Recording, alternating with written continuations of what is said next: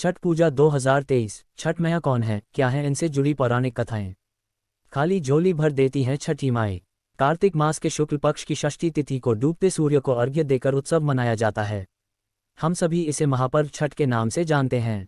वैसे तो छठ की शुरुआत चतुर्थी से ही नहाई खाया का परंपरा के साथ हो जाती है और फिर खरना, उषा अर्घ्य और सांध्य अर्घ्य के साथ ये त्योहार अब पूरे देश में धूमधाम से मनता है।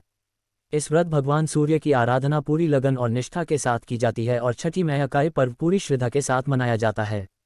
मान्यता है कि इस व्रत को करने से आपकी संतान सुखी रहती है और उसे दीर्घायु की प्राप्ति होती है।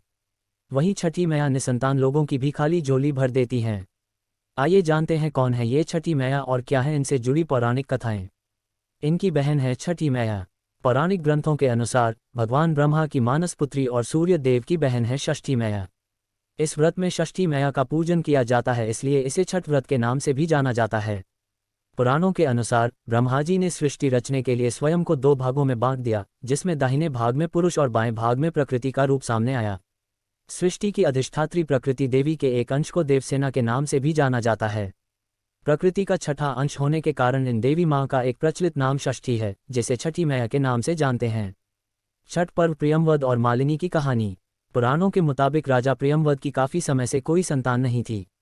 तब महर्षि कश्यप ने पुत्र प्राप्ति के लिए यज्ञ कराकर प्रियंवद की पत्नी मालिनी को यज्ञ आहुति के लिए बनी को खाने को कहा।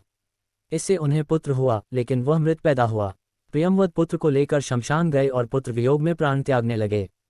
उसी वक्त भगवान की मानस पुत्री देवसेना प्रकट हुई और उन्होंने कहा, सृष्टि की मूल प्रवृत्ति के छठे अंश से उत्पन्न होने के कारण मैं षष्ठी कहलाती हूँ। राजन, तुम मेरी पूजा करो और इसके लिए दूसरों को भी प्रेरित करो। राजा ने पुत्र इच्छा से देवी षष्ठी का व्रत किया और उन्हें पुत्र रत्न की प्राप्ति हुई। ये पूजा कार्तिक शुक्ल षष्ठी को हुई थी। तब से छठ को त्योहार के रूप में मनाने और व्रत करने की परंपरा चल पड़ी।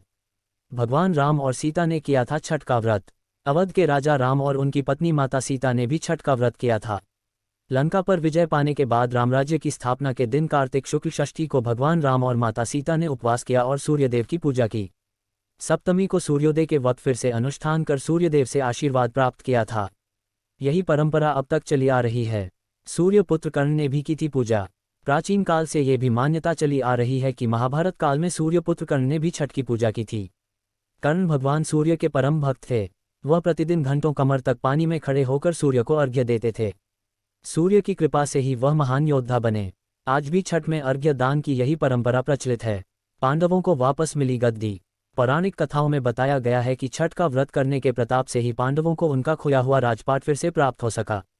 जब पांडव अपना सारा राजपाट जुए में हार गए, तब द्रौपदी ने छठ व्रत रखा। उनकी मनोकामनाएं पूरी हुईं और पांडवों को राजपाट वापस मिल गया। लोक परंपरा के अनुसार सूर्य देव और छठी मैया का संबंध भाई बहन का है। इसलिए छठ के मौके पर सूर्य की आराधना फलदायी मानी गई है। डिस्क्लेमर: यहाँ मुहैया सूचना सिर्फ मान्यताओं और जानकारियों पर आधारित है। यहाँ ये बताना जरूरी है कि किसी भी ज्ञान किसी भी तरह की मान्यता जानकारी की पुष्टि नहीं करता है। आपको अगर जानकारी अच्छी लगे तो आप मेरा YouTube चैनल CB ज्ञान को सब्सक्राइब, शेयर और लाइक करें।